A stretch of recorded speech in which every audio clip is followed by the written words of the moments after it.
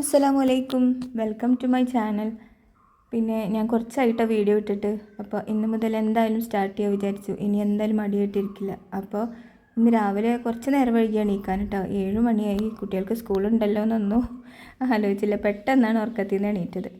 അങ്ങനെ വേഗം ഈസി ആയിട്ട് ഉണ്ടാക്കാൻ പറ്റുന്നത് തന്നെ കുറച്ച് കൊള്ളി ഉണ്ടായിരുന്നു. അപ്പോൾ അത് വേഗം ഉണ്ടാക്കി അതിൽക്കൊരു തേങ്ങാ ചമ്മന്തി ഉണ്ടാക്കി എന്നിട്ട് കുട്ടികൾക്ക് കൊടുത്തു കേട്ടോ. പിന്നെ മോൾക്ക് ഇന്ന് സ്കൂളിൽ ഉച്ചവരെ ഉള്ളൂ. അപ്പോൾ അവൾക്കൊന്നും ഭക്ഷണം കൊണ്ടുപോകണ്ട. പിന്നെ കൊള്ളി നല്ല വേവണ കൊള്ളിയാണെന്നുണ്ടെങ്കിൽ എല്ലാവർക്കും നല്ല ഇഷ്ടമാണ്. ഇവിടെ കറിയൊക്കെ കൂട്ടണേക്കാട്ടിലും കൂടുതൽ ചമ്മന്തി കൂട്ടണതാണ് ഇഷ്ടം. അപ്പോൾ അതൊക്കെ കഴിഞ്ഞ് ചായയുടെയൊക്കെ കഴിഞ്ഞ് ഞാനൊന്ന് മുറ്റടിക്കാൻ ഇറങ്ങിയിട്ടോ. മുറ്റം ഈ കാണുന്നതൊന്നല്ല കേട്ടോ, കുറച്ച് കൂടുതലുണ്ട് അടിച്ചു വരാൻ. പിന്നെ എന്നും ഞാൻ നനച്ചിട്ടാണ് അടിച്ചു വരാറ്. പക്ഷേ ഇന്നിപ്പോൾ നനക്കാനൊന്നും നിന്നില്ല. മുറ്റടിക്കുമ്പോൾ നനക്കാനും തക്കാനും നിന്നില്ല. വേഗം അങ്ങോട്ട് അടിച്ചു വാരി നീക്കി. കാരണം ഡെയിലി നമ്മൾ അടിക്കുമ്പോൾ അത്ര വലിയ കച്ചറൊന്നും ആവാറില്ല.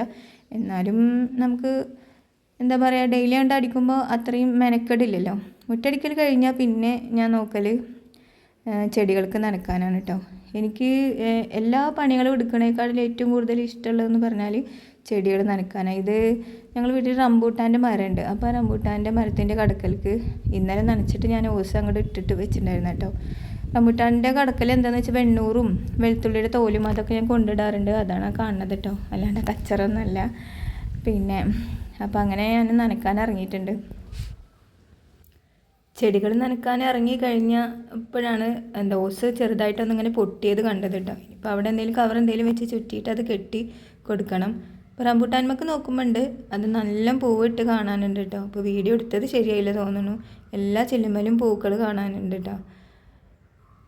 പിന്നെ റംബൂട്ടാൻ ഉണ്ടാവേണ്ട സമയം കഴിഞ്ഞോ എന്നൊക്കെ അറിയില്ല. അപ്പോൾ ആവണേ ഉള്ളൂ തോന്നുന്നുണ്ട് അല്ലേ. അങ്ങനെ അപ്പോൾ ചെടികളുടെ ഇടയിൽ ഞങ്ങൾ മുമ്പായിട്ടൊരു പോസ്റ്റ് ഉണ്ട്. അപ്പോൾ അതിന്മേൽ ഒരു മുന്തിരി വള്ളി ഞങ്ങൾ നട്ടിട്ടുണ്ടായിരുന്നു കേട്ടോ. പക്ഷെ അത് അങ്ങനെ മുന്തിരിയൊന്നും ഉണ്ടായില്ല. വള്ളി അങ്ങനെ നട്ട് കൊടുത്തിട്ട് വലക്കെ ഇട്ട് കൊടുത്തിട്ടുണ്ടായിരുന്നു. പക്ഷെ മുന്തിരിയൊന്നും ഉണ്ടായില്ല. അപ്പോൾ ഇവിടേക്കൊക്കെ ഭ്രാന്ത് പിടിച്ചിട്ട് അതൊക്കെ വലിച്ചിട്ട്. പക്ഷേ എന്തോ അറിയില്ല, നനക്കുമ്പോൾ അത് വള്ളി ഇങ്ങനെ പടർന്ന് വരുന്നുണ്ട്. ചെടികളെ വിശേഷമൊക്കെ ഞാൻ പിന്നെ പറയാം. ചെടികളൊക്കെ ഞാൻ കാണിച്ചു തരാം. പോകെ വ്ളോഗിലൊക്കെ ഞാൻ കാണിക്കുന്നുണ്ട് കേട്ടോ.